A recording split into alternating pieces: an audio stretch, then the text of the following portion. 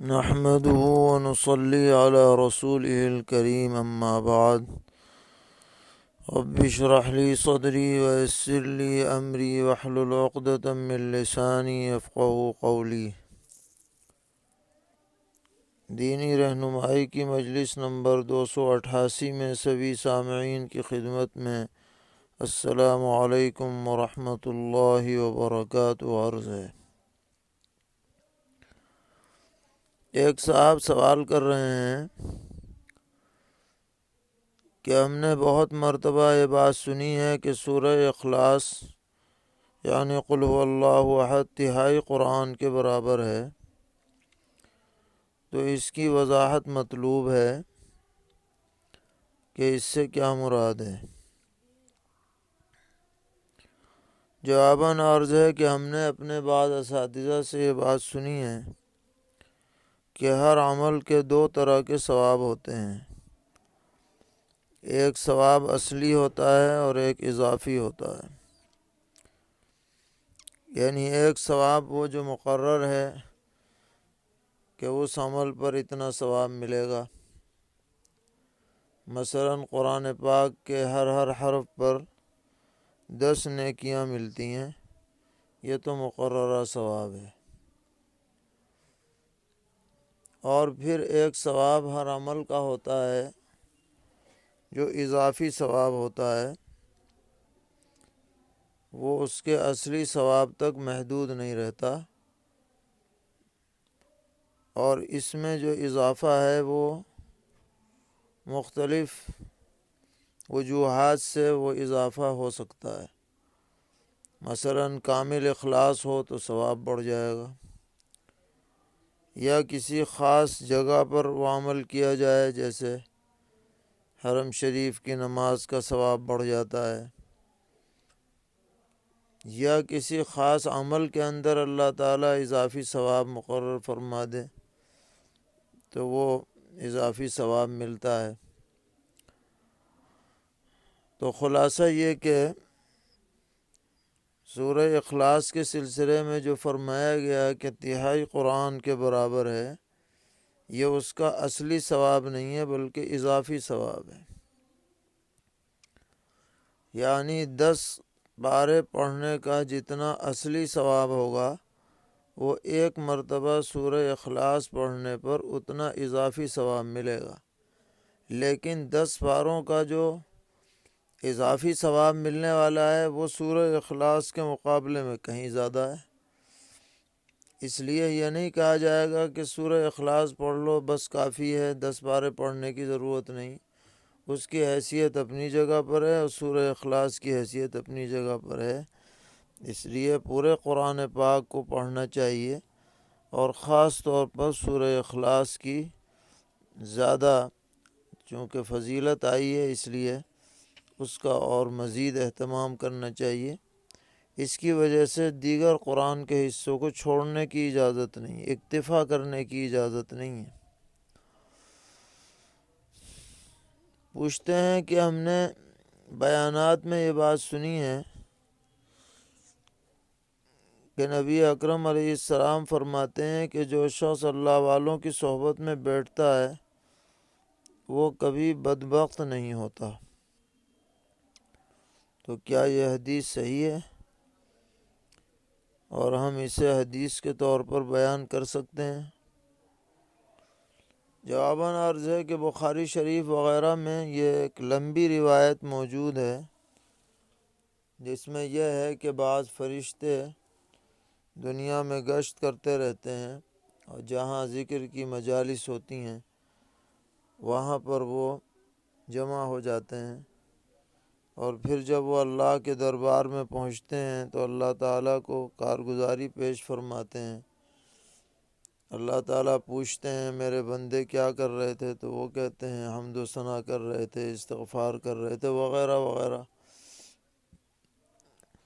تو اللہ تعالیٰ فرماتے ہیں کہ تم گوار ہو، میں نے ان کو بخش دیا۔ تو فرشتے عرض کرتے ہیں کہ اس میں ایک شخص ایسا بھی تھا جو ویسے ہی آ کر کے بیٹھ گیا تھا۔ تو اس وقت اللہ تعالیٰ فرماتے ہیں کہ ہم الجلساء لا یشقی بہم جلیسہم، کہ یہ ایسے ہم نشین ہیں کہ ان کے ساتھ بیٹھنے والا بھی بد نصیب نہیں ہو سکتا۔ تو روایت کا جو یہ ٹکڑا ہے، اس سے یہ مستفاد ہوتا ہے کہ نیک لوگوں کے ساتھ بیٹھنا بھی یقیناً نفع کا سبب ہے اور اللہ تعالیٰ کی رحمت کے نزول کا ذریعہ ہے۔ اس لیے اپنی نشست و برخاست اور اٹھنا بیٹھنا اچھے لوگوں کے ساتھ ہونا چاہیے۔ پوچھ رہے ہیں کہ ایک صاحب ہمارے ہاں بیان کر رہے تھے کہ جو شخص نکاح کرتے وقت یہ نیت کرے کہ میں بیوی کا مہر نہیں دوں گا تو اس کا یہ نکاح زنا شمار ہوتا ہے، تو کیا ایسی کوئی روایت موجود ہے؟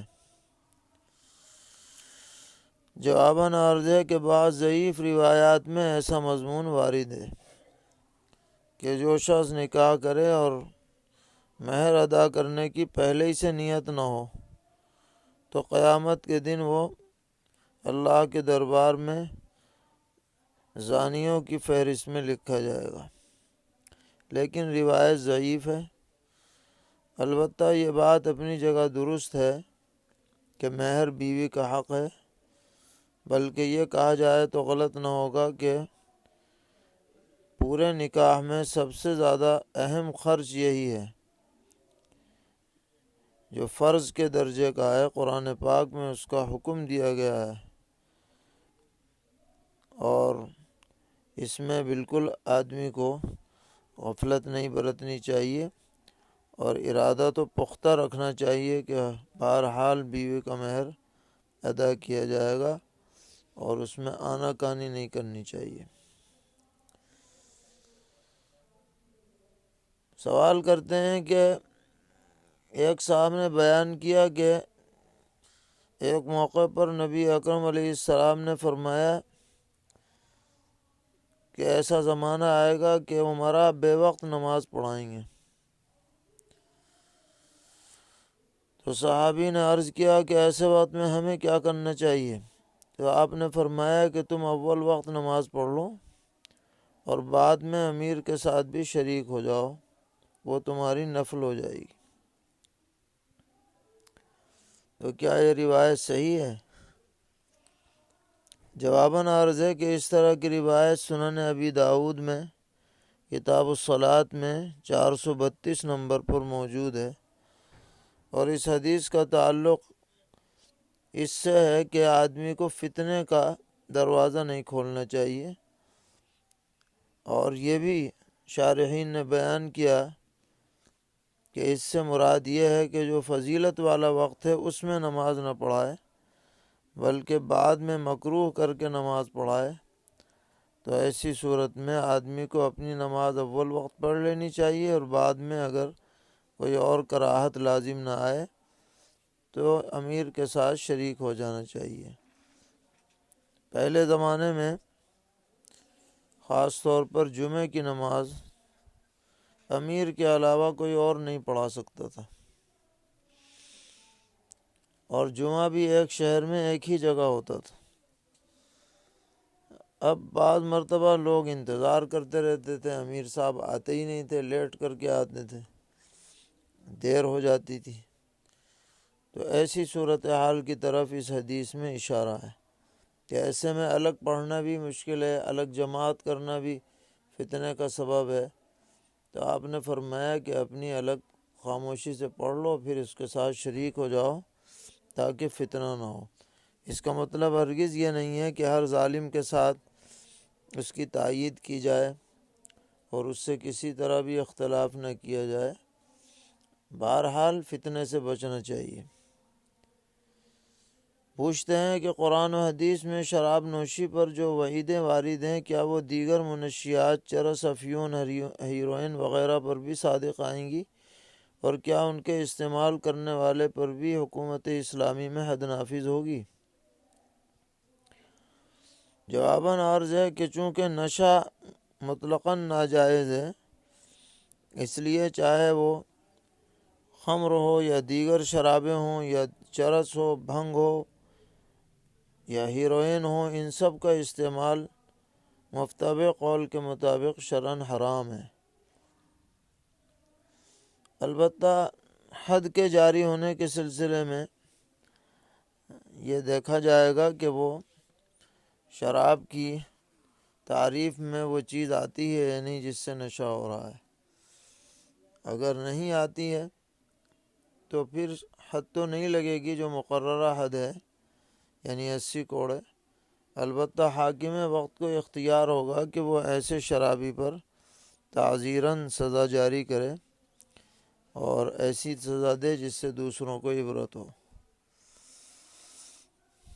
سوال کرتے ہیں کچھ لوگ خصی یا بکری کو سندور وغیرہ لگا کر گنگا میں بہا دیتے ہیں تو اس کو گھاٹ کا مالک یا کوئی دوسرا شخص زندہ نکال کر بیچ دیتا ہے یا لے کر پال لیتا ہے، تو اس جانور کو دوسروں کو بیچنا یا اسے دوسروں کے لیے خریدنا یا اس سے قربانی کرنا درست ہے یا نہیں؟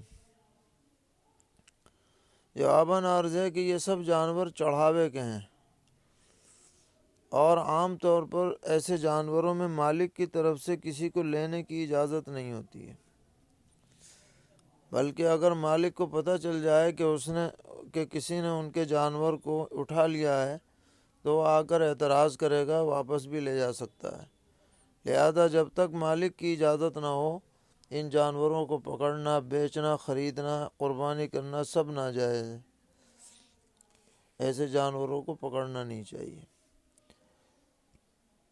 سوال ہے کہ اگر پورے دن کی نماز چھوٹ جائے تو کیا عشاء میں سب کی قضا ایک ساتھ پڑھ سکتے ہیں؟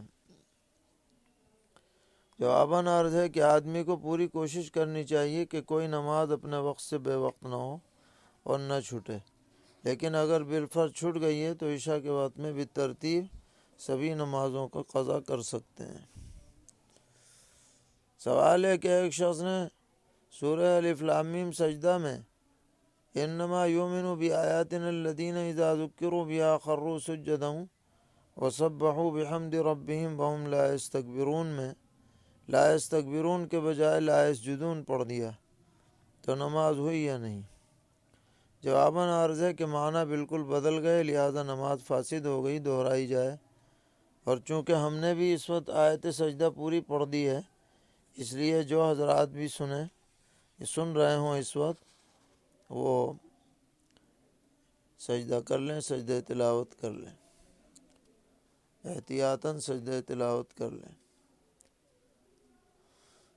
پوچھتے ہیں ایک شخص نے آیت سجدہ تلاوت کی لیکن سننے والے کو مطلقاً پتہ نہیں ہے کہ آیت سجدہ ہے، تو کیا پڑھنے والے کو بتلا کر اس سے سجدہ کرانا چاہیے جنہوں نے سنا ہے؟ جواباً عرض ہے کہ جی ہاں، پڑھنے والے کو بتا دینا چاہیے کہ میں نے آیت سجدہ پڑھی ہے، اور سننے والے اس کا سجدہ ادا کر لیں۔ سوال ہے کہ ایک مدرسے کی 2-3 ماہ سے ادھار اشیاء خوردنی ایک دکان سے آ رہی تھیں، اور اس درمیان 3-4 دن مدرسے کے کچھ غیر مستحق طلباء اور اساتذہ نے بھی اس میں سے کھانا کھایا ہے۔ اب ایک صاحب ان اشیاء کی قیمت بنیت زکوٰۃ ادا کرنا چاہتے ہیں، تو کیا ان صاحب کی زکوٰۃ ادا ہو جائے گی؟ واضح رہے کہ اس سامان کا اکثر حصہ مستحق طلباء نے کھایا تھا۔ یہ ایک اہم مسئلہ ہے اور اس کا جواب اچھی طرح سمجھ لینا چاہیے کہ جو اشیاء استعمال میں آ چکی ہیں اور ابھی باقی نہیں ہیں ان میں زکوٰۃ کی نیت معتبر نہیں ہوگی۔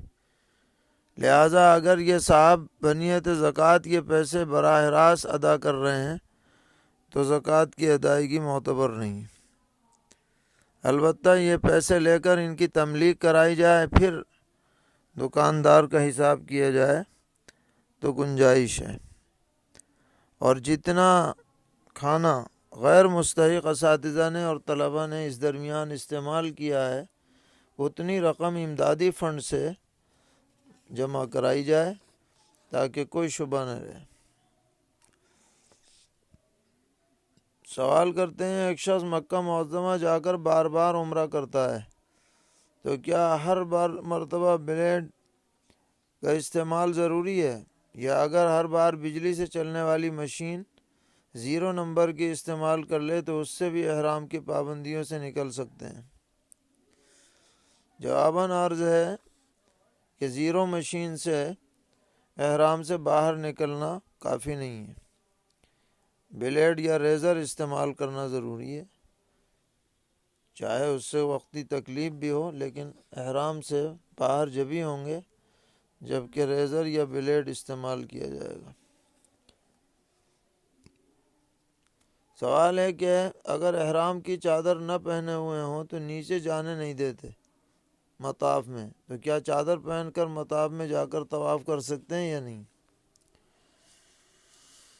جواباً عرض ہے کہ محض طواف کی نیت سے چادر نہ پہنیں، بلکہ عمرے کی نیت سے چادر پہن لیں۔ البتہ یہ ہے کہ فوراً عمرہ کرنا ضروری نہیں ہے، اگر آپ کچھ وقفے کے بعد بھی مسجد عائشہ جا کر کے نیت کر لیں تو اس کی گنجائش ہے، اس درمیان میں طواف کر سکتے ہیں۔ سوال ہے کہ ایک شخص کی ایسی زمین ہے جہاں پر آج سے 53 سال پہلے 2 میت کو دفن کیا گیا تھا، اب وہ صاحب اس زمین کو مسجد بنانے کے لیے وقف کرنا چاہتے ہیں، تو کیا وقف کر سکتے ہیں یا نہیں، اور مسجد بنانا درست ہے یا نہیں؟ جواباً عرض ہے کہ مملوکہ زمین میں پرانی قبروں کے نشانات مٹا کر اسے وقف کرنا اور اس میں مسجد بنانا درست ہے، اس میں کوئی حرج نہیں ہے۔ سوال ہے چیونٹوں کو مارنے کے متعلق کیا حکم ہے؟ بعض دفعہ چیونٹیاں کھانے وغیرہ پہ چڑھ جاتی ہیں تو انہیں دھوپ میں ڈال دیا جاتا ہے، اس طرح وہ مر جاتی ہیں۔ جواباً عرض ہے کہ جو چیونٹیاں ایذا پہنچائیں ان کو مارنے کی اجازت ہے، بلا وجہ نہ مارا جائے اور تڑپا کر نہ مارا جائے اور آگ میں نہ جلایا جائے۔ اگر وہ بغیر دھوپ کے بھی بھاگ سکتی ہیں تو دھوپ میں رکھنا مناسب نہیں ہے۔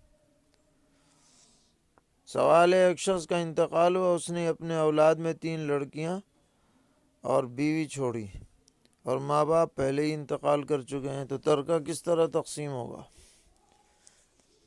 جواباً عرض ہے کہ ان کا کل مال 24 حصوں میں بانٹ کر 3 حصے بیوی کو، 16 حصے تینوں لڑکیوں کو دیے جائیں گے۔ پھر جو بقیہ حصے بچے یعنی 5 حصے، تو اگر کوئی عصبہ موجود ہے، مثلاً بھائی ہے، بھائی کا لڑکا ہے، چچا ہے، چچا کے لڑکے ہیں، ایسا کوئی رشتہ دار موجود ہے اس کو دے دیا جائے، اور اگر بالفرض ایسا کوئی رشتہ دار نہیں ہے عصبہ، تو واپس لڑکیوں کو ہی کہ وہ حصے دے دیے جائیں گے۔ سوال ہے کہ ایک صاحب نے انتقال کے وقت ایک بیوہ چھوڑی اور ان کی 3 بہنیں تھیں، جن میں سے 2 کا ان کی زندگی میں انتقال ہو چکا ہے، البتہ 2 کی اولاد موجود ہیں۔ انتقال کے وقت ایک بہن زندہ موجود تھی، تو ترکے کا مستحق کون ہوگا؟ تو جواباً عرض ہے کہ ان کے مال کے کل 4 حصے کیے جائیں گے، اور ان 4 حصوں میں سے ایک حصہ تو ان کی بیوی کو ملے گا اور 2 حصے ان کی بہن کو دیے جائیں گے، کیونکہ ایک ہی بہن زندہ ہے، اور جو 2 بہنیں انتقال کر گئی ہیں ان کی اولاد کا اس میں کوئی حصہ نہیں ہوگا، اور ایک حصہ جو بچے گا وہ ان کے ددیالی عصبات میں سے کوئی زندہ ہو، بھائی کی اولاد ہو، یا چچا ہو، چچا کی اولاد ہو، ان کو دیا جائے گا۔ اگر وہ بھی بالفرض نہیں ہے تو پھر وہ بھی انہی بہن کو دے دیا جائے گا جو باحیات ہے، اور مزید تفصیل ہو تو دارالفتہ سے رجوع کر لیا جائے۔ اللہ تعالی ہم سب کو دین پر استقامت عطا فرمائے، ہر طرح کے شرور سے محفوظ رکھیں۔ وصلی اللہ تعالی علی خیر خلقہ محمد وعلی آلہ واصحابہ وذریاتہ اجمعین۔